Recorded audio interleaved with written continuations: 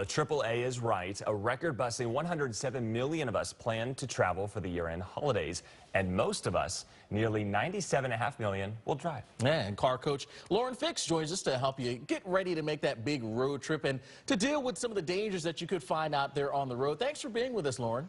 Glad to be back. All right, so given some of the rough weather that we've seen already, potholes, no doubt a big issue in a lot of spots. What pointers do you have for drivers about dealing with them and some of the damage that they can cause? Well, I'll give you an idea. A friend of mine has a brand new SUV, and she was driving to work. It was a 30-mile-an-hour zone. There was no place to go, and she hit the pothole, and it cost her $1,200 in damage because it damaged a tire, the rim, and some suspension components. So there's some tips about potholes, and number one is when the weather gets cold and it gets warm, it causes the roadway to break apart, especially if there already was a pothole and it wasn't fixed properly. So when you know it's there, you need to slow down. If you're forced to drive through it, keep your wheels perfectly straight.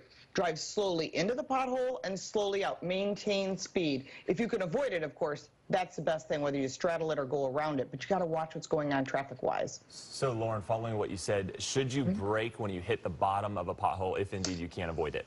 Well, what happens when you brake is the nose of the car will dive down, and then you're going to cause damage to potentially the body or other suspension parts. So the key is, if you see it's coming, you're like, I have no place to go. And that happened to me on the FDR the other day. Keep your wheels straight, maintain speed, roll into the pothole, and roll out. So don't hit the brakes, don't hit the gas, just maintain speed with your wheels straight is the safest way. And if you hit that pothole every day and you're like, oh my gosh, what am I going to do?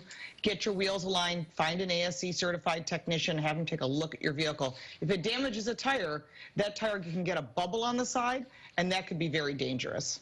Wow. Well, you know, some places are going to be dealing with some of the coldest air of the season. Any special steps that you need to take to ensure that your vehicle is going to start and run in some of those places that are going to be dealing with some of the bitterly cold?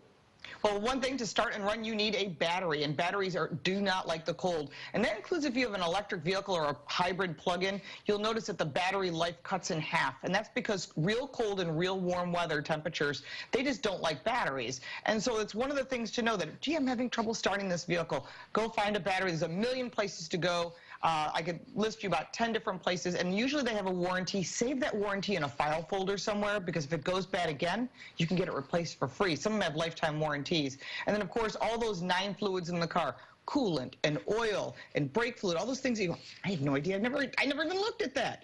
Well, that's where that book in your glove box underneath all the napkins and ketchup packs, that one that you never look at, still got the plastic on it. Take that out. There's a service schedule. Follow the service schedule. Don't get work done just because, but then you need to get work done when it does need to get done based on mileage.